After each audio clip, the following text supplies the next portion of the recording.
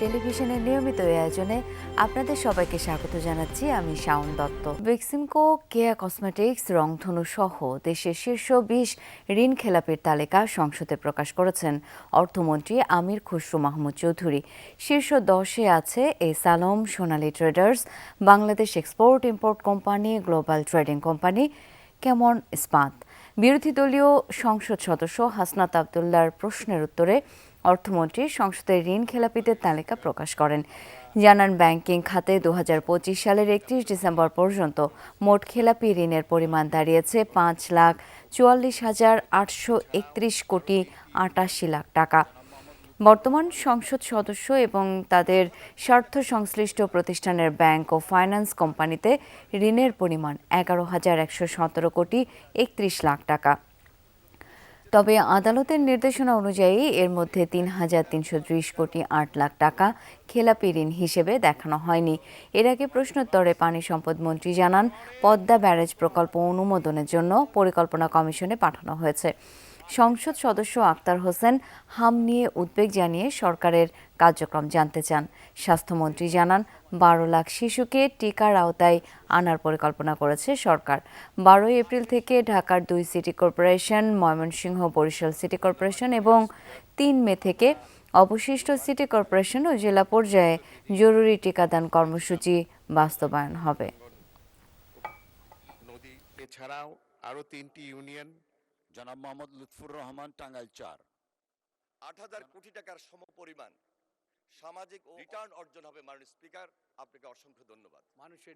আওয়ামী লীগ আমলের ও বিগত অন্তর্বর্তী সরকারের সময়ের 1300 প্রকল্পের যৌক্তিকতা মূল্যায়ন করবে সরকার। এজন্য অর্থ উপদেষ্টার নেতৃত্বে একটি কমিটি গঠন করা হয়েছে। সোমবার 19টি প্রকল্প উপস্থাপন করা হলেও বর্তমান সরকারের প্রথম একনেকে অনুমোদন দেওয়া হলো 5টির। এইসব প্রকল্পে ব্যয় ধরা হয়েছে 483 কোটি 43 লাখ টাকা। রীতি ভেঙে পরিকল্পনা কমিশনের পরিবর্তে প্রথমবারের মতো সচিবালয়ে একনেক কমিটির বৈঠক। প্রধানমন্ত্রী তারেক রহমানের সভাপতিত্বে বর্তমান সরকারের প্রথম একনেকে উপস্থাপন করা হয় 19টি প্রকল্প, যার বেশিরভাগই বিগত আওয়ামী লীগ সরকারের আমলে নেয়া। দু একটি নেওয়া হয়েছে অন্তর্বর্তীকালীন সরকারের আমলে। প্রায় 2.5 ঘন্টার বৈঠকে 19টি প্রকল্পের মধ্যে মাত্র 7টি পর্যালোচনা করা হয়। এর মধ্যে 5টি প্রকল্পের অনুমোদন দেয়া হয়েছে, বিবেচনায় রাখা হয়েছে 2টি। অর্থমন্ত্রী জানান, এসব প্রকল্পের অনেকগুলোই অপ্রয়োজনীয়। অনুমোদনের ক্ষেত্রে যৌক্তিকতা বিবেচনায় নেওয়া হয়েছে। যেগুলোর যৌক্তিকতা প্রশ্নবিদ্ধ হতে পারে, এই বিবেচনায় কিছু কিছু রেফার করা হয়েছে, কিছু পাস হয়েছে। যেগুলো প্রকল্প শেষ হয়ে গেছে, এগুলো তো আমাদের কিছু করার নেই পাশ করা ছাড়া। তবে এগুলোকে আমরা ইনভেস্টিগেট করতে বলি। একটা স্পেসিফিক প্রকল্প, গোপালগঞ্জ ডেন্টাল কলেজ অ্যান্ড হাসপাতাল, এই প্রকল্পটা তো শেষই হয়ে গেছে, এটা তো পাশ করা ছাড়া উপায় নাই। তো এটা আমরা বলেছি একটু ইনভেস্টিগেট করে রিপোর্ট দেওয়ার জন্য। এদিকে বিগত আওয়ামী লীগ এবং অন্তর্বর্তী সরকারের সময়ের 1300-র বেশি প্রকল্প পর্যালোচনার সিদ্ধান্ত নিয়েছে একনেক। এজন্য প্রধানমন্ত্রীর অর্থ ও পরিকল্পনা উপদেষ্টাকে প্রধান করে কমিটি গঠন করা হয়েছে। কমিটি এই যে 1300-র অধিক প্রকল্পগুলো পর্যালোচনা করে দেখবে যে এগুলোর আসলে যৌক্তিকীকরণ আছে কিনা। আমরা লক্ষ্য করেছি যে অধিকাংশ প্রকল্পই রাজনৈতিক বিবেচনায় গৃহীত হয়েছে। সেখানে না ছিল স্বচ্ছতা, না ছিল জবাবদিহিতা। এ কমিটির মূল্যায়নের পর পুরনো প্রকল্পগুলো শেষ করা হবে। এরপরেই বিএনপির ইস্তেহারের সাথে সামঞ্জস্য রেখে গ্রহণ করা হবে নতুন প্রকল্প, জানিয়েছেন অর্থমন্ত্রী। এগুলোর ক্লিনিং প্রসেস শেষ করে ক্রমান্বয়ে আমরা যত দ্রুত সম্ভব বিগত দিনের যে প্রকল্প এগুলোকে আমরা শেষ করতে চাচ্ছি, যেহেতু আমরা নতুন প্রকল্প নিয়ে আসবো আগামী দিনে। আমাদের যে জনগণের কাছে যে আমাদের দলের যে ম্যানিফেস্টো, ওগুলোকে ধারণ করে যত তাড়াতাড়ি সম্ভব নতুন প্রকল্পের মাধ্যমে আমরা যাতে জনগণের কাজে দেওয়া প্রতিশ্রুতি পূরণ করতে পারি। সোমবারের একনেকে উত্থাপিত বাকি প্রকল্পগুলো নিয়ে আগামী সপ্তাহের একনেকে পর্যালোচনা করা হবে। আরিফুর রহমান সবুজ, যমুনা নিউজ, ঢাকা। সচিবালয়ে প্রধানমন্ত্রী তারেক রহমানের সঙ্গে সৌজন্য সাক্ষাৎ করেছেন বাংলাদেশে নিযুক্ত ভারতীয় হাই কমিশনার প্রণয় ভার্মা। বৈঠকে পাইপলাইনের মাধ্যমে ভারত থেকে ডিজেল আমদানি আরও বাড়ানোর বিষয়ে আলোচনা হয়েছে। সকালে এক ব্রিফিংয়ে প্রধানমন্ত্রীর পররাষ্ট্র উপদেষ্টা হুমায়ুন কবির জানান, প্রধানমন্ত্রী তারেক রহমানকে ভারতের প্রধানমন্ত্রী নরেন্দ্র মোদীর শুভেচ্ছা পৌঁছে দেন দেশটির হাই কমিশনার। বাংলাদেশ ভারতের সাথে নতুন ধরনের সম্পর্ক গড়ে তুলতে চাই বলে জানান উপদেষ্টা হুমায়ুন কবির। এক্ষেত্রে পারস্পরিক আস্থা ও ইতিবাচক মানসিকতার উপর জোর দেন প্রধানমন্ত্রী। হুমায়ুন কবির আরও বলেন, শেখ হাসিনার বিষয়টি বর্তমানে আইনি প্রক্রিয়াধীন। তিনি বাংলাদেশে রাজনৈতিকভাবে মৃত, তবে বৈঠকে এ নিয়ে বিস্তারিত আলোচনা হয়নি। এদিকে ইন্ডিয়ান ওশান সামিটে অংশ নিতে আগামীকাল মরিশাস যাচ্ছেন পররাষ্ট্রমন্ত্রী ও প্রধানমন্ত্রীর পররাষ্ট্র বিষয়ক উপদেষ্টা। এ সময় তারা ভারতে সৌজন্য সফরও করবেন। কালকে ভারতের মাননীয় পররাষ্ট্রমন্ত্রী সাহেব আসছিলেন, ইউটিলাইজ করে একটা গুডউইল জেস্টার দেখানো এবং তাদেরকে থ্যাংক করা। দেশের নানা প্রান্ত থেকে ঢাকায় ছুটছেন হাম আক্রান্ত রোগী, যাদের বেশিরভাগেরই ঠাঁই হচ্ছে ঢাকার ডিএনসিসি ডেডিকেটেড হাসপাতালে। গেল 24 ঘন্টায় এই হাসপাতালে নতুন করে ভর্তি হয়েছে আরও 52 জন। এখন পর্যন্ত চিকিৎসা নেওয়া 257 শিশুর মধ্যে 44 জন আছে আইসিইউতে। সব মিলিয়ে গেল 20 দিনে হাম সন্দেহে সারা দেশে আক্রান্ত 7,600 জন, আর 117 জন মারা গেছে। তারা আপন দুই বোন, একজনের বয়স 17 আর অন্যজনের 13। 2 সপ্তাহের অসুস্থতায় বসে থাকার শক্তিটুকুও হারিয়েছে। হামের উপসর্গ নিয়ে 3-4টা হাসপাতাল ঘুরে ঢাকার ডিএনসিসি ডেডিকেটেড হাসপাতালে ভর্তি হলো নরসিংদীর এই সহোদরা। হামটা হলে আচ্ছা 3 দিন ধরে এটা হাম বলে আমরা প্রথম মনে করছি এটা ওই যে আপনার ইয়ে হয় না, যে টার্টস হয় না, ওই যে শরীরে এক ধরনের অ্যালার্জি জাতীয়, ওইটা মনে করছিলাম। পরে দেখি যে না, ওনারা বললো যে না, এটা হাম। এই হাসপাতালে এখন চিকিৎসা নিচ্ছে 250-রও বেশি রোগী। হাম ছাড়া অন্য রোগের চিকিৎসা আপাতত বন্ধ। দেশ জুড়ে হাম রোগের প্রাদুর্ভাবের কারণে এমন সিদ্ধান্ত। বাচ্চা আপনার আছে খাম, ডাক্তার বললো খাম আছে, ঠান্ডা, কাশ, নিউমোনিয়া। আমার ওই বাচ্চা সুস্থ হয়েছে, বড় বাচ্চা সুস্থ হয়েছে। আমার অবস্থাটা একটু খারাপ, জ্বর এখনো ছাড়তেছে না। আজকে 6-7 দিন হয়ে গেছে জ্বর। হামে আক্রান্ত শিশুদের অনেকেই ভুগছে তীব্র শ্বাসকষ্টে। নেবুলাইজার দিয়ে তাদের শ্বাস প্রশ্বাস স্বাভাবিক রাখার চেষ্টা করছেন অভিভাবকরা। মিটপুর হাসপাতালে দেখাইছি 3-4 বার, আমি বুঝছি প্রথম জ্বর উঠছে, তো দেখাইছে কইতাম ভর্তি রাখেন আমার বাচ্চার জ্বর কমে না। পরে কালকে আবার লেগে গেছি, পরে দেখাইছি, কইছি এই হাসপাতালে নিয়ে 8 মাস পর্যন্ত আমি টিকা দিছিলাম। 9 মাসের সময় আসলে আমার মনেও ছিল না, আর 9 মাসের টাইমে কিন্তু ওর একটু জ্বর আসছিল ওই দিন। ডাক্তার মোটামুটি চিকিৎসা ভালো দেখেন বা ভালো ঔষধ অথবা চিকিৎসা ব্যবস্থা ভালো কিছু সাজেস্ট করলেও ওই যে নার্স কম থাকার কারণে যথাযথভাবে এগুলো পূর্ণ হচ্ছে না আর কি চিকিৎসাগুলো। চিকিৎসকরা জানান, রোগীদের মধ্যে 3 থেকে 6 মাস বয়সী শিশুর সংখ্যাই বেশি। হামের উপসর্গ দেখা দেয়া মাত্রই হাসপাতালে যাওয়ার পরামর্শ দেন তারা। তাজনুর ইসলাম, যমুনা নিউজ, ঢাকা। হামের উপসর্গ নিয়ে রাজশাহীর 2টি হাসপাতালে গত 24 ঘন্টায় আরও 4 শিশুর মৃত্যু হয়েছে। এছাড়া হামের উপসর্গ নিয়ে সিলেট ওসমানী মেডিকেলে মারা গেছে 4 মাস বয়সী এক শিশু। সোমবার দুপুরে হাসপাতালের পেডিয়াট্রিক আইসিইউতে চিকিৎসাধীন অবস্থায় শিশুটির মৃত্যু হয়। চিকিৎসকরা জানিয়েছেন, হামের উপসর্গের পাশাপাশি শিশুটির নিউমোনিয়া ছিল। তার নমুনা নিয়ে পাঠানো হয়েছে পরীক্ষার জন্য। সিলেটে এখন পর্যন্ত 80 জনের হাম শনাক্ত হয়েছে। বর্তমানে হাসপাতালে চিকিৎসাধীন 71 জন। এদিকে 3 মাসে রাজশাহীতে চিকিৎসাধীন অবস্থায় 49 জনের মৃত্যু হয়েছে। 24 ঘন্টায় রাজশাহী মেডিকেলে নতুন রোগী ভর্তি হয়েছে 20 জন। চিকিৎসা শেষে হাসপাতাল ছেড়েছেন 5 জন। ময়মনসিংহ, চাঁদপুর, বরিশাল সহ বিভিন্ন জেলার হাসপাতালে হামের উপসর্গ নিয়ে আরও নতুন রোগী ভর্তি হয়েছে। এদিকে দ্বিতীয় দিনের মতো দেশের 18 জেলায় 30 উপজেলায় চলছে হামের বিশেষ টিকাদান কর্মসূচি। টিকা পাচ্ছে 6 মাস থেকে 59 মাস বয়সী শিশুরা। সরকারের এই কার্যক্রম চলবে আগামী 3 সপ্তাহ। তাছাড়া যে শিশুরা এরই মধ্যে হামে আক্রান্ত, তাদের ভিটামিন এ ক্যাপসুল খাওয়ানো হচ্ছে। আগামী 3 মে থেকে দেশজুড়ে হামের টিকাদান কর্মসূচি শুরু হবে বলে জানানো হয়েছে।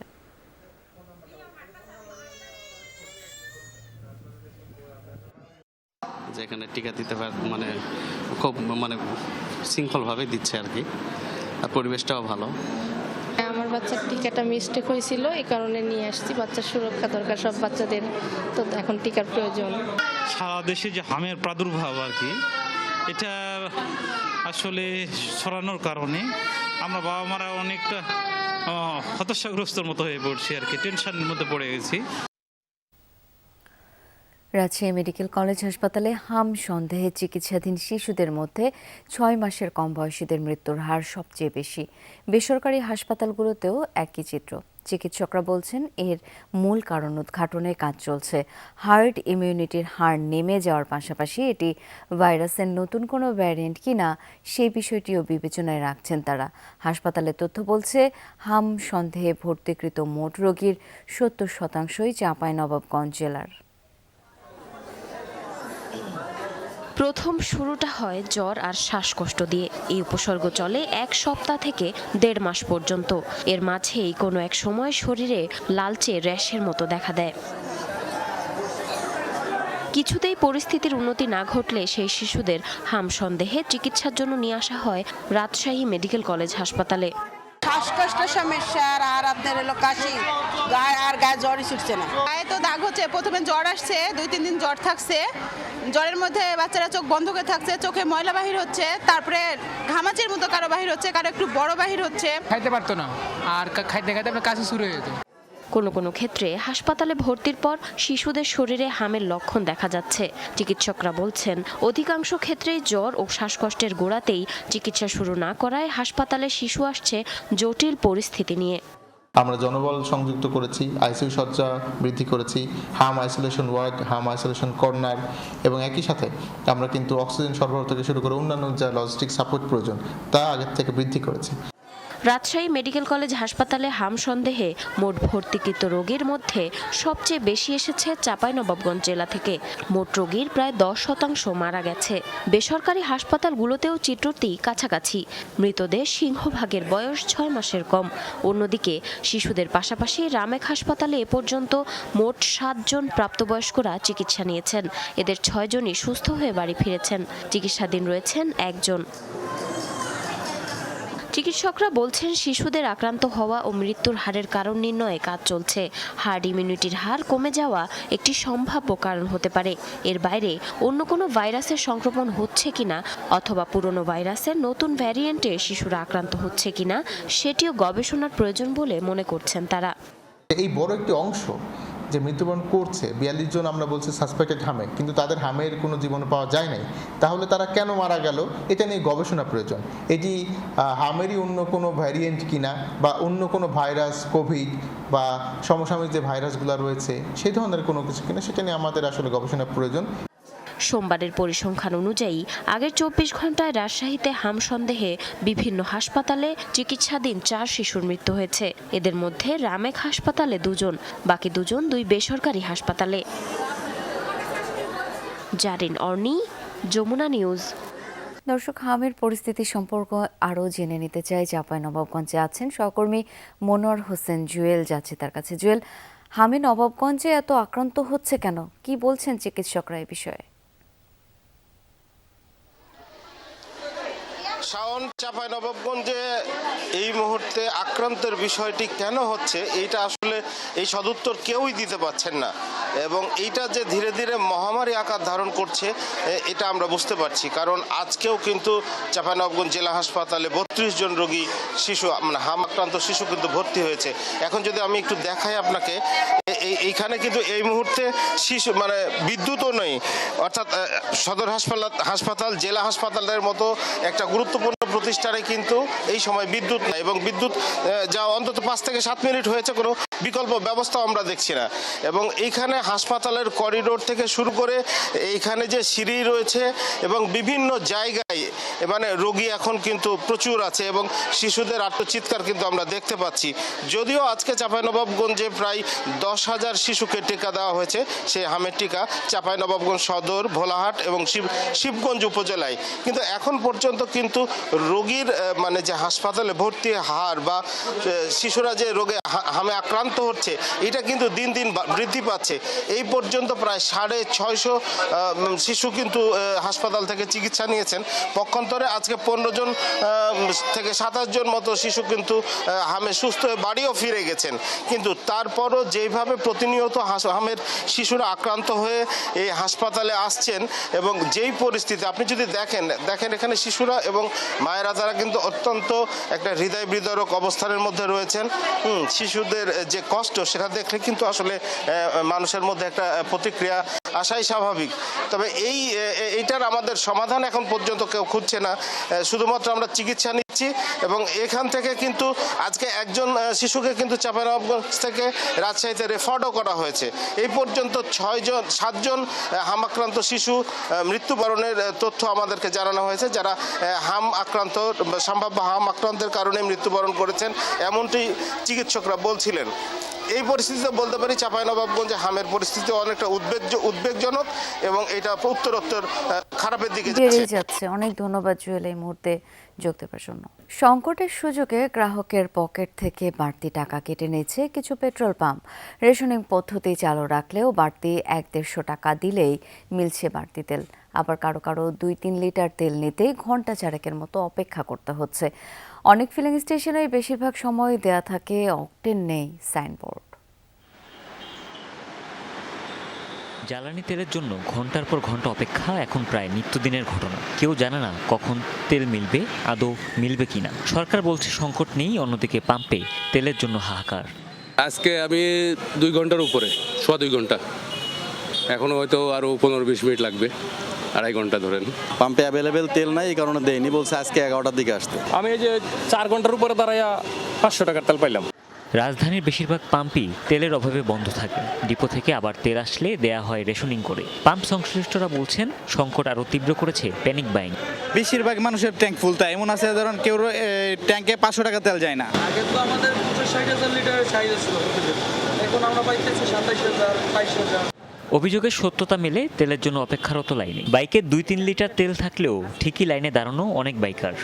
আমার এখানে এখন সম্ভবত 1 লিটারের মতন আছে।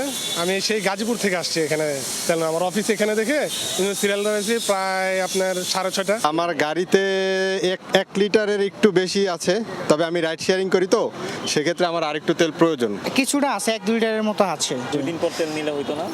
হতো, ওনার এখন লাগবে তেল, ওনার অবস্থা খারাপ। তেল নিয়ে তেলেসমাতিও থেমে নেই ফিলিং স্টেশনে। কর্মচারীদের হাতে অতিরিক্ত 1-150 টাকা দিলেই মিলছে বাড়তি তেল। তেল নিচ্ছে 100 টাকা ঘুষ দেওয়া লাগছে। হিসাব করেন প্রতিটা বাইকে মনে করেন 100 করে নিলে কত টাকা পাইতেছে। যখন এদিকে আছেন লুকায় আছেন তখন ঠিকই 100 টাকা বেশি নিয়ে ফুল লোড দিচ্ছে, আর অথচ আমি আগে গেছি, আপনারা গেছেন আর দিচ্ছে না, তখন নাটক করতেছে 300 টাকার উপর দেবে না, 500 টাকার উপর দেবে না। হাজার হাজার লাইন থাকে, মানুষ অসহায় 3-4 দিন অনেক সময় ঘুরেও তেল পায় না লাস্ট পর্যন্ত। বিদ্যুৎ ও জ্বালানি মন্ত্রণালয়ের মতে দেশে আগামী 3 মাসের অকটেন পেট্রোলের মজুদ আছে। বিশ্বের অনেক দেশ জ্বালানি তেলের দাম বাড়ালেও এখন পর্যন্ত সে পথে হাঁটেনি বাংলাদেশ। তবে কতক্ষণ এই সিদ্ধান্ত ধরে রাখা যাবে তা বলা কঠিন। হুমায়ুন রশিদ, যমুনা নিউজ, ঢাকা। দর্শক, জ্বালানি তেলের সরবরাহ পরিস্থিতির খবর রাখছেন সহকর্মী তানজিম শাফিন।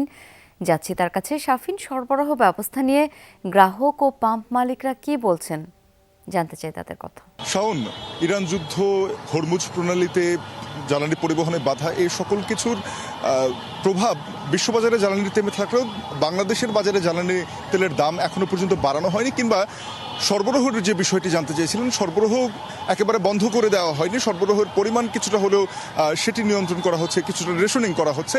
তবে বাংলাদেশের মানুষের মনস্তত্ত্বে তার একটা বড় প্রভাব পড়েছে। বিশ্ববাজারে যে জ্বালানি তেলের দাম বাড়ছে সেটি দেখে অনেকেই শঙ্কা করছেন যে বাংলাদেশের বাজারেও যে কোনো সময় জ্বালানি তেলের দাম বাড়তে পারে। পাশাপাশি বিভিন্ন পাম্পে প্যানিক বাইংয়ের বিষয়টি তো আছেই।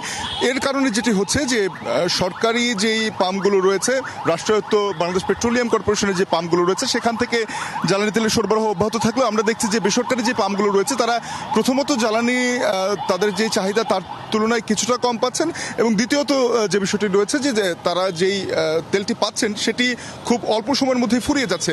আমরা এখন যে পাম্পটিতে রয়েছে, নীলক্ষেত এলাকায় 2টি পাম্প রয়েছে, নীলক্ষেতের 2টি পাম্পই এখন তাদের যেই সরবরাহ ছিল সেটি শেষ হয়ে গেছে। আপনাদের কখন নাগাদ আসলে এই সরবরাহ শেষ হয়েছে এবং আপনাদের চাহিদা অনুযায়ী আজকে তেল পেয়েছেন কিনা? আমি আমার চাহিদা মতো পেয়েছি। কিন্তু কথা হলো যে মানুষের ক্রেজ মানে চাহিদা, মানুষের চাহিদাও বেশি। আগে যেরকম 2 মিনিট পরে একটা গাড়ি আসতো, এখন মানে এক সেকেন্ডও না, একজনের পিছনে আরেকজন গাড়ি আসতেছে। তেল ভর্তি ট্যাঙ্কি নিয়েও কেউ আসেন কিনা? হ্যাঁ, তেল ভর্তি ট্যাঙ্ক নিয়ে আসে, হয়তো লাগবে 5 লিটার, ওর ট্যাঙ্কিতে ঢুকতেছে 1 লিটার ঢুকছে, বা উপচেও পরে অনেক সময় দেখা যায়, এইভাবেও চলে।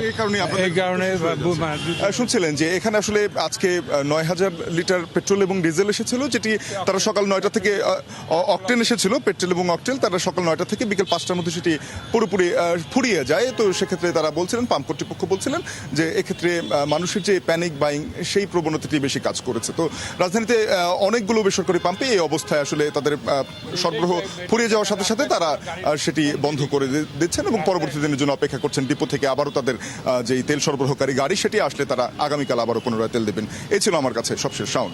ধন্যবাদ শাফিন আপনাকে। জ্বালানি তেল সংগ্রহে দেশের বিভিন্ন জেলায় ফিলিং স্টেশনে আজও গ্রাহকদের দীর্ঘ লাইন। সংকটের কারণে রেশনিং পদ্ধতিতেই বিক্রি হচ্ছে তেল। সাময়িকভাবে বন্ধ রাখা হচ্ছে অনেক পাম্প। চরম ভোগান্তিতে গ্রাহকরা। পাম্পে দীর্ঘ সময় অপেক্ষার পরও তেল না পেয়ে ক্ষোভ ছড়ায় বাইকারদের মাঝে। এক পর্যায়ে গাছের গুড়ি ফেলে দেওয়ানগঞ্জ জামালপুর আঞ্চলিক সড়ক অবরোধ করেন তারা। স্থানীয়রা জানায়, জামালপুরের ইসলামপুরে ঝর্ণা ফিলিং স্টেশনে জ্বালানি তেল দেওয়া হবে এমন খবর ছড়ায় ফেসবুকে। ভিড় জমান শতাধিক বাইকার। দীর্ঘ সময় অপেক্ষার পরও তেল না পেয়ে রাস্তা অবরোধ করেন তারা। প্রায় 2 ঘন্টা পর পুলিশ ও সেনাবাহিনীর হস্তক্ষেপে পরিস্থিতি শান্ত হয়। এখানে আমাদের পাম্পের নামে একটা পেজ খোলা হয়েছে ঝর্ণা ফিলিং স্টেশনের নামে, যেটা অনেক বিভিন্ন তথ্য লিখতেছে যে আমরা সোমবার, রবিবার বা বিভিন্ন টাইম বা ডেট লিখতেছে যে ওই দিন আমরা তেল সরবরাহ করব, অথচ আমাদের পাম্পের নামে কোনো ফেসবুক পেজই খোলা নেই। জ্বালানি তেল নিয়ে দেশের বিভিন্ন জেলায় ভোগান্তি কমছেই না। ফিলিং স্টেশনে বাগবিতণ্ডা, হাতাহাতির ঘটনা ঘটছে প্রায়। ওই মাথায় লাইনে দাঁড়াইছি ভাই, এই আস্তে আস্তে এত দেরি, বলেন এত দেরি করে তেল যদি পাই, তারপরে আবার 500 টাকার তেল দিচ্ছে। এর আগে একদিন লাইন দিয়ে নিয়েছি অক্টোবর মোড়ে 3.5 ঘন্টা, আজকে 9:15টায় লাইন দিয়েছি, এখন তো ঘন্টা দেড়েক হলো। রংপুর, খুলনা ও চট্টগ্রাম বিভাগের বিভিন্ন জেলাতেও কাটেনি সংকট। তেল নিতে বিভিন্ন পাম্পে দেখা যায় গ্রাহকদের দীর্ঘ লাইন। ঘন্টার পর ঘন্টা অপেক্ষা করেও খালি হাতে ফিরতে হচ্ছে অনেককে। তেল বিক্রি হচ্ছে রেশনিং পদ্ধতিতে। সংকটের কারণে সাময়িকভাবে বন্ধ রাখা হচ্ছে অনেক ফিলিং স্টেশন। পাম্প মালিক ও ডিলাররা বলছেন, ডিপো থেকে চাহিদার তুলনায় কম তেল পাওয়ায় এমন পরিস্থিতি দেখা দিয়েছে। সারাদিন রোদে দাঁড়াই থাকতেছি, দাঁড়াই থাকার পরে যখন একদম মুখ পর্যন্ত এসে যাচ্ছে, হঠাৎ বলতেছে যে তেল শেষ। সন্ধ্যা থেকে লাইনে দাঁড়িয়ে পরের দিন সন্ধ্যা পর্যন্ত তেল পাওয়া যাচ্ছে না। আমাদেরকে গত বছরের যে চাহিদা ছিল সেই অনুযায়ী তেল সাপ্লাই দিছে। প্যানিক সৃষ্টি হওয়ার কারণে আমাদের চাহিদাটা হঠাৎ করে বেড়ে যায়। বেড়ে যাওয়ার কারণে আমরা যে তেল 24 ঘন্টায় বিক্রি করতাম তার 3-4 ঘন্টার মধ্যে আমাদের তেল শেষ হয়ে যাচ্ছে। জ্বালানি তেলের অবৈধ মজুত ঠেকাতে আরও কঠোর পদক্ষেপের দাবি গ্রাহকদের। জাহিদ হাসান, যমুনা নিউজ। দর্শক, এ পর্যায়ে একটু ঝিনাইদহের পাম্পগুলোর পরিস্থিতি জেনে নিতে চাই। যুক্ত হচ্ছেন সহকর্মী আহমেদ নাসিম আনসারি। নাসিম, গ্রাহকরা পর্যাপ্ত তেল পাচ্ছেন কিনা, ডিপো থেকে তেল সরবরাহ কতটা স্বাভাবিক রয়েছে? শাওন, ঝিনাইদহতে কিন্তু প্রতিদিনই আমরা তেল নেওয়াকে কেন্দ্র করে ব্যাপক ধরনের ভোগান্তি দেখেছি। গ্রাহকদের ভেতরে সেই ভোট থেকে দাঁড়িয়ে, যেমন আমি যে এখন যে পাম্পে দাঁড়িয়ে আছি ঝিনাইদহ শহরের হামদহে আরিফ ফিলিং স্টেশন পাম্পে, এখন অবশ্য এখানে শুধুমাত্র ডিজেল দেওয়া হচ্ছে। এখন ওনাদের যে চাহিদা ছিল আজকের দিনের যে পেট্রোল এবং অকটেন, সেটা সকাল 9টার সময় তারা শুরু করেছেন এবং 12:30টার ভিতর শেষ হয়েছে। যদিও পাম্প মালিকের সাথে কথা বলে আমরা যেটা জানতে পেরেছি যে সকাল যেই তেলটা আজকে তারা 3000 লিটার পেট্রোল দিয়েছেন গ্রাহকদেরকে, যেটা তারা সারাদিন ধরে দিতেন, সেই জিনিসটাই কিন্তু মাত্র 3.5 ঘন্টায় কিন্তু ফুরিয়ে গেছে। এটা আজকে এখন সারা ঝিনাইদহতে মোট 36টা পেট্রোল পাম্প আছে। চেষ্টা করা হচ্ছে একযোগে একই সময়ে পেট্রোল বা অকটেন দেওয়ার জন্য। পরবর্তীতে বিভিন্ন সময় ডিজেল দেওয়া হচ্ছে। এখন আপনি দেখতে পাচ্ছেন বড় বড় বিভিন্ন ধরনের যে বাসগুলো আছে, যেগুলো আন্তঃজেলা তে চলাফেরা করে, তারা কিন্তু এসে ডিজেল সংগ্রহ করছেন। তবে পাম্প মালিকরা কিন্তু একটা অভিযোগ জানিয়েছে শাওন, যে একই বাইকাররা বিভিন্ন সময় যখন দেখা যাচ্ছে 300-400 জনের একটা লাইন, তারা কিন্তু একটা গ্রুপ ওয়াইজ এখানে তারা অবস্থান করছে। কেউ প্রথম 10 জনের ভিতর ঢুকছে, তারপরে পরবর্তী 50 জনের ভিতর ঢুকছে। এইভাবে ঢুকে ঢুকে তারা কিন্তু তেল নিচ্ছে এবং এই তেলটি বেশি দামে বিভিন্ন ধরনের বোতলে বাজারজাত করে গ্রামগঞ্জে বেশি দামে কিন্তু বিক্রি করার অভিযোগ উঠেছে। সেখানে কিন্তু সরকারের তদারকি করার অবশ্যই সুযোগ আছে। এই জিনিসটা কিন্তু পেট্রোল মালিকদের কাছ থেকে আমরা পেয়েছি। শাওন। নাসিম, ধন্যবাদ আপনাকে। গণভোটের রায় অস্বীকারের মধ্য দিয়ে দেশে নতুন ফ্যাসিবাদের যাত্রা শুরু হয়েছে, এমন অভিযোগ করেছেন জামায়াত আমির ও বিরোধী দলীয় নেতা ডাক্তার শফিকুর রহমান। বলেন, অতীতের মতো প্রয়োজনে আবারও মূল্য দেব, তবুও ফ্যাসিবাদকে আর ফিরতে দেওয়া হবে না। সকালে জাতীয় প্রেস ক্লাবে জাগবার 46তম প্রতিষ্ঠাবার্ষিকীর অনুষ্ঠানে এসব কথা বলেন তিনি। জাতীয় গণতান্ত্রিক পার্টি জাগপার 46তম প্রতিষ্ঠাবার্ষিকী উপলক্ষে জাতীয় প্রেস ক্লাবে আলোচনা সভার আয়োজন করে দলটি। অংশ নেন জামায়াত আমির ও বিরোধী দলীয় নেতা ডাক্তার শফিকুর রহমান সহ বিভিন্ন রাজনৈতিক দলের নেতা আর বিশিষ্টজনেরা। জুলাইয়ের যারা গণ অভ্যুত্থানের ভাই বোনেরা। আলোচনায় বক্তারা অভিযোগ করেন, আইনের দোহাই দিয়ে জুলাইকে অস্বীকারের পায়তারা করছে সরকার। 50% ভোটের মালিক হয়ে 70% গণভোটের রায়কে আপনি অস্বীকার করেন। কোন দুঃসাহসে, কোন বেঈমানি করে, কোন মুনাফিকি করে বাংলার মানুষ মেনে নেবে না। প্রধান অতিথির বক্তব্যে জামায়াত আমির বলেন, গণভোটের রায় অস্বীকারের মধ্য দিয়ে দেশে নতুন ফ্যাসিবাদের যাত্রা শুরু হয়েছে, তবে যে কোনো মূল্যেই তা রুখে দেওয়ার হুঁশিয়ারি দেন তিনি। যেদিন গণভোটের গণরায়কে অস্বীকার করা হয়েছে, সেই দিন থেকেই নতুন করে আবার ফ্যাসিবাদের যাত্রা বাংলাদেশে শুরু হয়েছে। আমরা আপনাদেরকে কথা দিচ্ছি, প্রিয় বাংলাদেশে রক্তমূল্য, জীবন মূল্য, জেল মূল্য, যত মূল্য দিতে হয়, ফ্যাসিবাদকে আর আমরা ফিরে আসতে দিব না ইনশাআল্লাহ। গণভোটের রায় বাস্তবায়নের অঙ্গীকার রক্ষায় দৃঢ় অবস্থান তুলে ধরেন বিরোধী দলীয় নেতা। আমরা হার পক্ষে ছিলাম, আমরা হার পক্ষে আছি। আমরা জনগণের সুপ্রিম উইলে আমরা সম্মান দেখিয়েছি, আমরা দেখিয়ে যাব। এই সংসদ মানুক আর না মানুক, গণভোটের রায় আমরা বাস্তবায়ন করব, আদায় করে ছাড়বো ইনশাআল্লাহ। এ সময় জ্বালানি সংকট মোকাবেলায় সরকারের ব্যর্থতার কঠোর সমালোচনা করেন ডাক্তার শফিকুর রহমান। সংসদে যখন সরকারি দলের মন্ত্রীরা কথা বলেন, এমপিরা কথা বলেন, তখন মনে হয় বাংলাদেশে এখন দুধের নহর নয়, তরল সোনার নহর এখন বয়ে যাচ্ছে। ফয়সাল মাহমুদ, যমুনা নিউজ, ঢাকা। ত্রয়োদশ জাতীয় সংসদের সংরক্ষিত নারী আসনের নির্বাচনের তফসিল হবে আগামী 8 এপ্রিল। ভোট গ্রহণ 12 মে। সকালে ইসিতে বৈঠক শেষে এমনটি জানান সচিব আক্তার আহমেদ। বলেন, এই নির্বাচনে বিএনপি জোট 36টি, 13টি জামায়াত জোট ও স্বতন্ত্রের জন্য 1টি আসন বরাদ্দ রাখা হয়েছে। স্থানীয় সরকার নির্বাচনে ইভিএম থাকছে না বলেও জানান ইসি সচিব। ত্রয়োদশ জাতীয় সংসদের সংরক্ষিত নারী আসনে নির্বাচন এবং আরও বেশ কিছু ইস্যু নিয়ে সভা করে নির্বাচন কমিশন, যেখানে 5টি এজেন্ডা নিয়ে আলোচনা হয়। সভা শেষে ব্রিফিংয়ে ইসি সচিব জানান, কমিশনের বৈঠকে সংরক্ষিত নারী আসনের নির্বাচন ও অন্যান্য বিষয়ে সিদ্ধান্ত হয়েছে। 8 এপ্রিল তফসিল ঘোষণা করা হবে বলে জানান তিনি। মে মাসের 12 তারিখে ভোট, মহিলা সংরক্ষিত মহিলা আসনের। বিএনপি জোট হচ্ছে 36টা, 13টা হচ্ছে বোধহয় জামাতের এটা, আর একটা স্বতন্ত্র একটা। এছাড়া 9 এপ্রিল শেরপুর ও বগুড়ায় অনুষ্ঠিতব্য 2 উপনির্বাচন নিয়ে কথা বলেন সচিব। জানান, এই উপনির্বাচন জাতীয় নির্বাচনের মতোই গুরুত্ব পাচ্ছে। শেরপুরে হচ্ছে আমাদের 129টা কেন্দ্র, দ্যাট ইনক্লুডস আপনার ওসিবি আইসিবি 128 + 1, আর বগুড়াতে হচ্ছে 151টা, 150টা, আর একটা হচ্ছে আপনার ওসিবি আইসিবি। ইসি সচিব জানান, এ পর্যন্ত 50টি নির্বাচনী মামলা হয়েছে। নির্বাচনী ব্যয়ের প্রতিবেদন দিতে প্রার্থীদের আবেদনের ভিত্তিতে 1 মাস সময়সীমা বাড়ানো হয়েছে। লোকাল গভর্নমেন্ট ইলেকশনে ইভিএম ব্যবহার করা হবে কিনা কমিশনের নীতিগত সিদ্ধান্ত না। তানভীর মৌসুম, যমুনা নিউজ, ঢাকা। গণমাধ্যম সংস্কার কমিশনের সুপারিশ বাস্তবায়ন না হয় সাংবাদিকতা পেশা ঝুঁকির মধ্যে পড়েছে বলে মন্তব্য করেছেন কমিশনের সাবেক প্রধান কামাল আহমেদ। এ নিয়ে হতাশা ব্যক্ত করে তিনি বলেন, পরিবর্তনের সুযোগ হাতছাড়া হয়েছে। সকালে ডেইলি স্টারের ভবনে কৃত্রিম বুদ্ধিমত্তার নৈতিক ব্যবহার নিয়ে আয়োজিত পলিসি ডায়ালগে তিনি এসব কথা জানান। এ সময় বক্তারা বলেন, 6 বছরের মধ্যে বাংলাদেশে এআই একটা টুলস হবে, এর মধ্যেই গণমাধ্যমের সচেতনতা বাড়ানো দরকার।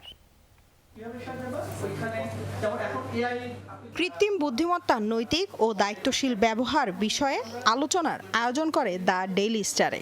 এতে যোগ দিয়ে সাংবাদিকতার নানা চ্যালেঞ্জ ও সম্ভাবনা তুলে ধরেন বক্তারা। রেগুলেশনটা কোন টেকনোলজি অথবা কোন টুল ব্যবহার করব সেই এন্ডে হওয়া উচিত না, হওয়া উচিত আমি কি প্রডিউস করছি সেইখানে। এখানে একটা ইনভেস্টমেন্ট, বিগ একটা ইনভেস্টমেন্ট আমাদের দরকার। এই ট্রেনিং আমাদের এই জিনিসগুলো যদি না হয় আমরা একটা ডিজাস্টারের মধ্যে পড়ে যাব। একাডেমিক পর্যায়ে শেখানোর চেষ্টা করছি, সেটা হচ্ছে প্রম্পটিং। যে এআই এক ধরনের কিন্তু ডাইভারজেন্স তৈরি করছে within the population, within the countries, within the global sphere. আসলে সেটা খুব ইম্পর্টেন্ট যে আমরা আসলে এই যে ডাইভারজেন্স তৈরি হচ্ছে সেই ক্ষেত্রে আসলে আমরা কিভাবে এআইকে ইউজ করব। এআই ইউজটা আমার মনে হয় আগামী 5-6 বছরের মধ্যে বাংলাদেশে একটা অবভিয়াস টুলস হবে গণমাধ্যমে। তো সেক্ষেত্রে এটার যে খুব গুড ইউজ হবে এটা আমি খুব আশাবাদী না। বাট ইন্ডিভিজুয়ালি যদি হাউসগুলো এই অ্যাওয়ারনেসটা না গ্রো করে, আমার মনে হয় না বাইরে থেকে এসে কেউ কিছু ভালো কিছু করে দেবেন। ইথিক্সের জায়গায় মিডিয়া সেলফ রেগুলেশন, অবভিয়াসলি এমআরটিআই খুব স্ট্রংলি মিডিয়া সেলফ রেগুলেশনের কথা বলে। আমি জানি না এডিটার্স কাউন্সিল যে তাদের ইথিক্সের গাইডলাইন তৈরি করার কাজ করবেন বলেছিলেন গত বছর, সেটা কোথায় আছে। অবশ্যই সেটা নিয়ে কাজ করার সময় এখানে অ্যাকোমোডেটেড হওয়া উচিত এই জায়গাটায়, ওভারঅল একটা ইথিক্যাল গাইডলাইনের মধ্যে। আমরা এত বেশি পিছিয়ে আছি এআই ব্যবহারের দিক থেকে, বিশেষ করে আমরা এখনো ট্রান্সলেশন, এখনো আমরা হেডিংটা ঠিক হলো কিনা, আমরা এখনো এগুলোর মধ্যে আছি। ইউনেস্কোর বাংলাদেশ প্রধান সুজান বিজ বলেন, কৃত্রিম বুদ্ধিমত্তা পেশাগত কাজে সহযোগী হলেও তার উপর অতি নির্ভরশীলতা ক্ষতিকর। কৃত্রিম বুদ্ধিমত্তা আমাদের পেশাগত কাজে সহযোগী হলেও তার উপর নির্ভরশীলতা ক্ষতিকর। কেবল সাংবাদিক নয়, বরং বর্তমানে সকল পেশাতেই কৃত্রিম বুদ্ধিমত্তার প্রভাব রয়েছে। গণমাধ্যমের তথ্য বিশ্লেষণে এআইয়ের ব্যবহার, এর দক্ষতা ও বিশ্বাসযোগ্যতার বিভিন্ন দিক উঠে আসে এই ডায়ালগে। সাবেক গণমাধ্যম সংস্কার কমিশনের প্রধান কামাল আহমেদ বলেন, সংস্কার কমিশনের সুপারিশ বাস্তবায়ন না হয় সাংবাদিকতার নৈতিকতা ঝুঁকির মধ্যে পড়েছে। খুবই দুর্ভাগ্যজনক বিষয় হচ্ছে যে আমরা একটা সংস্কার কমিশন, গণমাধ্যমের সেই সংস্কার কমিশন থেকে একটা প্রতিবেদন তৈরি করেছি। আমরা এই শিল্পের সংকটের উৎসগুলো চিহ্নিত করার চেষ্টা করেছি, চিহ্নিত করতে পেরেছি, কিন্তু কোনো পরিবর্তন কিন্তু আসলো না, পরিবর্তন করা গেল না। ইটস এ লস্ট অপরচুনিটি, একটা সুযোগ আমরা হারিয়েছি। সংবাদ মাধ্যমের স্বাধীনতা ও দায়বদ্ধতা নিশ্চিতে নীতিমালা প্রণয়নের উপর জোর দেন বক্তারা। লামিয়া তিথি, যমুনা নিউজ, ঢাকা। বাল্যবিয়ে ও নারী নির্যাতন বন্ধে আইন থাকলেও তার প্রয়োগ নিয়ে প্রশ্ন আছে, তাই সবার আগে দরকার নৈতিক শিক্ষা, এমন মন্তব্য করেছেন সমাজ কল্যাণ মন্ত্রী AZM জাহিদ হোসেন।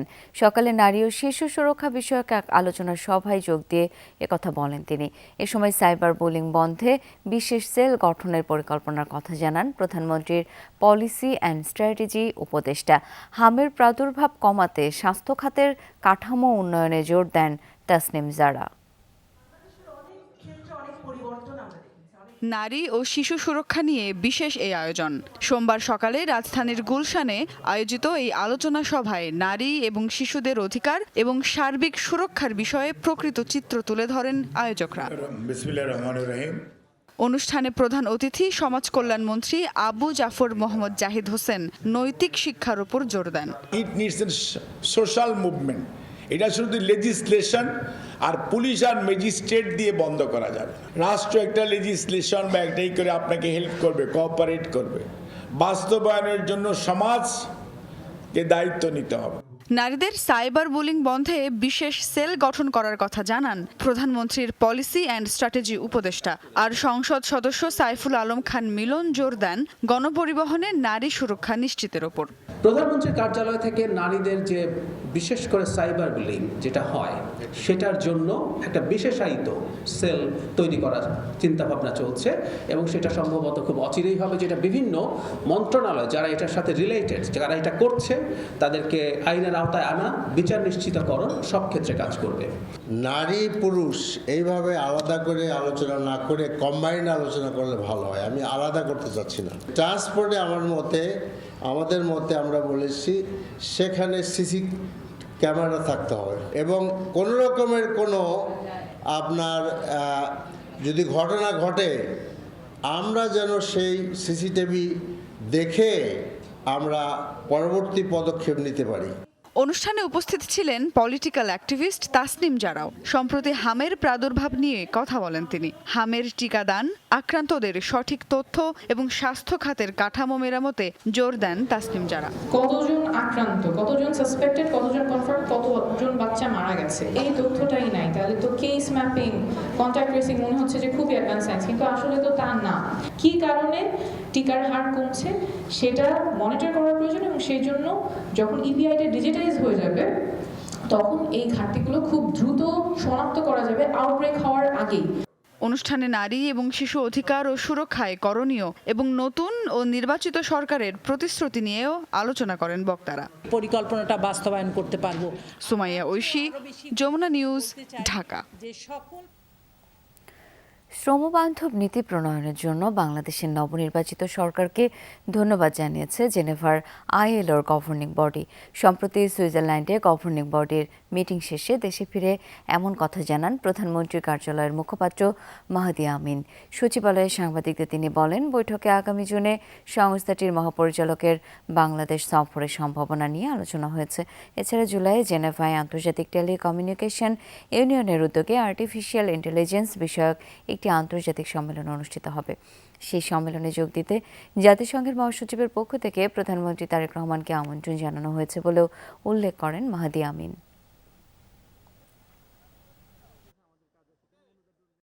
আইএলওর যিনি মহাপরিচালক রয়েছে ওনার সাথে মিটিং করেছিলাম এবং ওনাকে আহ্বান জানিয়েছি ইনশাল্লাহ জুন মাসে আইএলওর মহাপরিচালক বাংলাদেশে আসবেন এবং তিনি আমাদের মাননীয় প্রধানমন্ত্রীর সাথে ইনশাল্লাহ দেখা করবেন।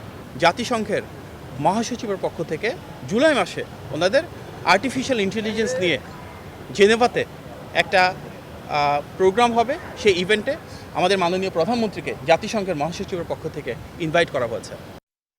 বিচার বিভাগের 3টি অধ্যাদেশ বাতিলের মাধ্যমে বিচার বিভাগের স্বাধীনতা বাতিলের খাতায় ফেলে দিয়েছে সরকার। এমন অভিযোগ করেছেন টিআইবির নির্বাহী পরিচালক ডক্টর ইফতেখারুজ্জামান। সকালে রাজধানীর ধানমন্ডির মাইটা সেন্টারে এক সংবাদ সম্মেলনে উদ্বেগের কথা জানান তিনি। বলেন, স্থানীয় সরকার সংক্রান্ত 4টি সংশোধনীর অধ্যাদেশেও প্রশাসনিক নিয়ন্ত্রণের দুর্বলতা আছে। টিআইবি মনে করে দুর্নীতি দমন কমিশন অধ্যাদেশ 2025-এর পুনর্মূল্যায়ন সংশোধন করে জরুরি ভিত্তিতে তা আইনে রূপান্তর করা উচিত। অন্তর্বর্তী সরকার প্রণীত 133টি অধ্যাদেশের মধ্যে 98টিকে আইনে রূপান্তর করার সিদ্ধান্ত নিয়েছে সরকার। এই সিদ্ধান্তকে স্বাগত জানালেও টিআইবি বলছে, আইনে পরিণত হতে যাওয়া 98টি অধ্যাদেশের অনেকগুলোকে উদ্দেশ্যমূলকভাবে দুর্বল করা হয়েছে। সরকার বিচার বিভাগের স্বাধীনতা সংক্রান্ত 3টি অধ্যাদেশকে রহিত করার মাধ্যমে বিচার বিভাগের স্বাধীনতার বিষয়টি একেবারে বাতিলের খাতায় ফেলে দেওয়ার মতো ঝুঁকি সৃষ্টি করেছে। সরকার বিচার বিভাগের স্বাধীনতা সম্পর্কে সত্যিকার অর্থে কতটুকু কমিটমেন্ট আছে এই প্রশ্নটা উত্থাপিত হওয়াটা যৌক্তিক। এই 3টি অধ্যাদেশের ক্ষেত্রে সরকার সরাসরি কোনো টাইমলাইনও ঠিক করেনি, যেগুলো অন্য ক্ষেত্রে হয়েছে, যেটি উদ্বেগজনক, বা ভবিষ্যতে করা হবে, কিভাবে করা হবে ইত্যাদির কোনো ইঙ্গিত আমরা এখন পর্যন্ত পাইনি। ঋণের সুদ হার কমিয়ে আনার পাশাপাশি বৈদেশিক মুদ্রা সরবরাহ স্বাভাবিক রাখার দাবি জানিয়েছেন ব্যবসায়ী নেতারা। সকালে গভর্নর মোস্তাকুর রহমানের সাথে এফবিসিসিআই প্রতিনিধি দলের বৈঠকে দাবি জানান তারা। এ সময় রপ্তানি উন্নয়ন তহবিলের পরিমাণ বাড়ানোর দাবিও জানান তারা। রিজার্ভ বৃদ্ধি সাপেক্ষে ইটিএফ বাড়ানোর কথা জানিয়েছে বাংলাদেশ ব্যাংক। আপাতত বিনিময় হার বাড়বে না বলেও ব্যবসায়ীদের আশ্বস্ত করেছে নিয়ন্ত্রক সংস্থা। জ্বালানি স্বল্পতা, ব্যাংক ঋণের উচ্চ সুদহার সহ নানামুখী সংকটে স্থবির বেসরকারি বিনিয়োগ। ঋণের প্রবৃদ্ধি নেমেছে তলানিতে। মধ্যপ্রাচ্যের যুদ্ধ পরিস্থিতিতে নতুন সংকটের আশঙ্কায় ব্যবসায়ী নেতারা। এমন বাস্তবতায় এফবিসিসিআই এর নেতৃত্বে গভর্নরের সাথে বৈঠক করেন দেশের শীর্ষস্থানীয় ব্যবসায়ী নেতারা। এ সময় ব্যবসা বাণিজ্যে নানামুখী সংকটের কথা জানিয়ে সহায়তা চান তারা। বিনিয়োগ বৃদ্ধি এবং কর্মসংস্থান তৈরিতে সুদহার কমিয়ে আনা সহ বেশ কিছু দাবি জানান ব্যবসায়ীরা। ব্যাংক রেট আছে, ইন্টারেস্ট রেট, সেটা কি করে আরো কমানো যায় এবং আমাদের যে এক্সচেঞ্জ রেট অর্থাৎ ডলারের সাথে সেটা আরো কিভাবে স্থিতিশীল রাখা যায় এবং বাজারে ডলারের সাপ্লাইটা যাতে অক্ষুণ্ণ রাখা যায়। ইনসেন্টিভের যে টাকাটা আমরা দীর্ঘদিন আটকে থাকি, এইটা বলা হয়েছে যে এটা প্রতি মাসে ক্লিয়ার করে এবং এটা উনিও উদ্যোগ নেবেন, এটা প্রতি মাসেরটা যাতে মাসে ক্লিয়ার করা যায়। সংকটকালীন সময়ে ব্যবসা বাণিজ্য টিকিয়ে রাখতে বাংলাদেশ ব্যাংকের নীতি সহায়তা চান ব্যবসায়ী নেতারা। রপ্তানি উন্নয়ন তহবিল বাড়িয়ে দ্বিগুণ করার দাবিও জানান তারা। ইডিএফ ফান্ডটাকে বাড়াবার জন্য বলেছি এবং এটাকে ইমিডিয়েটলি এখন যেটা 2.5 বিলিয়ন আছে এটাকে 5 বিলিয়ন করার জন্য আমরা অনুরোধ করেছি এবং সেটা করার ওনারা পদক্ষেপ নেবেন। আরেকটা জিনিস আছে, আপনারা জানেন আমাদের সিঙ্গেল বরোয়ার্স যেটা রেট আছে সেটা যাতে আরো বাড়ানো যায়, এখন আছে 15%, এটা আমরা 25% করার জন্য অনুরোধ জানিয়েছি। ব্যবসায়ীদের বিদ্যমান সমস্যা সমাধানে আন্তরিক বাংলাদেশ ব্যাংক। রপ্তানি উন্নয়ন তহবিল বাড়ানোর বিষয়েও ইতিবাচক নিয়ন্ত্রক সংস্থা। ইডিএফটা এটা তো আসলে কোনো সার্কুলারের কোনো নির্দেশনার মাধ্যমে, এটা ইন্টারনাল অ্যাকচুয়ালি সিদ্ধান্ত। আমাদের যদি ডলারের যে এখন যে ধরনের পজিশন সেটা যদি আমরা কিছু আর স্টেবল আমরা রাখতে পারি আরও কিছুদিন, যদি এটার উপর চাপটা কম আসে তাহলে আমরা ইডিএফটা ওখান থেকে আমরা ব্যবহার করতে পারবো এবং এই ব্যাপারে বাংলাদেশ ব্যাংক পজিটিভ। বৈদেশিক মুদ্রার পর্যাপ্ত সরবরাহ থাকায় বিনিময় হার বাড়ার আশঙ্কা নেই বলেও জানিয়েছে বাংলাদেশ ব্যাংক। আলমগীর হোসেন, যমুনা নিউজ, ঢাকা। সম্ভাব্য ৪৫ দিনের একটি যুদ্ধবিরতি চুক্তির শর্তাবলী নিয়ে যুক্তরাষ্ট্র ও ইরানের সাথে আলোচনা করেছে মধ্যস্থতাকারীরা। প্রস্তাবের শর্ত দুই পক্ষের হাতেই পৌঁছেছে বলে জানানো হয়। রবিবার এমন তথ্য জানিয়েছে মার্কিন সংবাদ মাধ্যম এক্সিওস। যুক্তরাষ্ট্র ইসরায়েলের কয়েকজন কর্মকর্তা এবং সংশ্লিষ্ট মধ্যস্থতাকারীদের সূত্রে এই প্রতিবেদন প্রকাশ করা হয়। বলা হয়, 2 ধাপের যুদ্ধবিরতি কাঠামো নিয়ে আলোচনা চলছে। সাময়িক এই যুদ্ধবিরতির মধ্য দিয়ে উন্মুক্ত হতে পারে স্থায়ী যুদ্ধ বন্ধের পথ। হরমুজ প্রণালী খুলে দেয়া, ইরানের পরমাণু কর্মসূচির মতো স্পর্শকাতর বিষয়গুলো আলোচনা হতে পারে দ্বিতীয় ধাপে। মধ্যস্থতাকারীদের মধ্যে রয়েছে পাকিস্তান, মিশর ও তুরস্কের প্রতিনিধিরা। যুক্তরাষ্ট্রের আলোচক দলের প্রধান স্টিভ উইটকপ এবং ইরানের পররাষ্ট্রমন্ত্রী আব্বাস আরাকচির সাথে সরাসরি যোগাযোগ করেছেন তারা।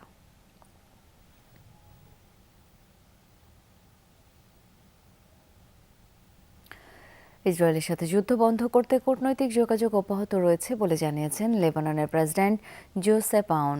রোববার স্টার সানডে উপলক্ষে এক ভাষণে তিনি বলেন, এই সংঘাতের অবসান ঘটাতে এবং বেসামরিক নাগরিকদের দুর্ভোগ কমাতে কূটনীতি অপরিহার্য। এ সময় মিত্র দেশগুলোর হস্তক্ষেপ কামনা করেন তিনি। প্রেসিডেন্ট জানান, আলোচনার পথ প্রশস্ত করার জন্য যুদ্ধবিরতির প্রস্তাব দিয়েছে লেবানন, কিন্তু এখনও কোনো সাড়া দেয়নি ইসরায়েল। লেবাননকে দ্বিতীয় গাজা উপত্যকায় পরিণত করার চেষ্টা করছে ইসরায়েল, এমন দাবিও তোলেন তিনি। এই যুদ্ধে লেবাননের নিহতের সংখ্যা বেড়ে দাঁড়িয়েছে 1461 জনে এবং আহত হয়েছেন 4430 জন। যুদ্ধ তীব্র হওয়ার পর থেকে 12 লাখেরও বেশি মানুষ বাস্তুচ্যুত হয়েছে। ইলিশের উৎপাদন বাড়ানোর লক্ষ্যে সচেতনতা কার্যক্রমের অংশ হিসেবে কাল থেকে 13 এপ্রিল পর্যন্ত পালিত হবে জাটকা সংরক্ষণ সপ্তাহ। দুপুরে সচিবালয়ে এক ব্রিফিংয়ে মৎস্য প্রাণী সম্পদ মন্ত্রী আমিনুর রশিদ জানান, 15 এপ্রিল থেকে 11 জুন টানা 58 দিন বঙ্গোপসাগর ও সংলগ্ন এলাকায় সব ধরনের মাছ শিকার নিষিদ্ধ থাকবে। তার আগে চলবে এই জাটকা সপ্তাহ। দেশের ইলিশ সমৃদ্ধ 20টি জেলায় এই কর্মসূচি পালিত হবে। উদ্বোধনী অনুষ্ঠান হবে চাঁদপুর সদরে। ব্রিফিংয়ে জানানো হয়, ইলিশ সাধারণ মানুষের ক্রয় ক্ষমতার মধ্যে নিয়ে আসার জন্য সরকার দৃঢ় প্রতিজ্ঞ এবং কার্যকর পদক্ষেপ নিয়েছে।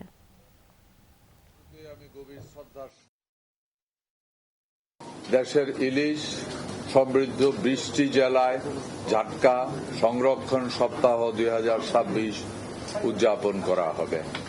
এবছর জাটকা সংরক্ষণ সপ্তাহে উদ্বোধনী অনুষ্ঠান আগামী 7 এপ্রিল 2026 চাঁদপুর সদরে অনুষ্ঠিত হবে। বিভাগীয় হোমিওপ্যাথিক চিকিৎসক সম্মেলন উপলক্ষে প্রস্তুতি সভা হয়েছে চট্টগ্রামে। প্রেস ক্লাব মিলনায়তনে এই সভায় বক্তারা বলেন, হোমিওপ্যাথি চিকিৎসকরা প্রত্যন্ত অঞ্চলে সাধারণ মানুষকে সেবা দেন। আসন্ন বিভাগীয় সম্মেলনে এই চিকিৎসা সেবা সম্প্রসারণ এবং 5 দফা দাবি আদায়ে ঐক্যবদ্ধভাবে কাজ করার আহ্বান জানান বক্তারা। সভায় civil surgeon doctor Jahangir Alam এবং হোমিওপ্যাথিক বোর্ড সদস্য সম্মিলিত পরিষদের নেতারা বক্তব্য রাখেন। এই ছিল সব খবরের আজকের আয়োজনে। ধন্যবাদ এতক্ষণ সাথে থাকার জন্য।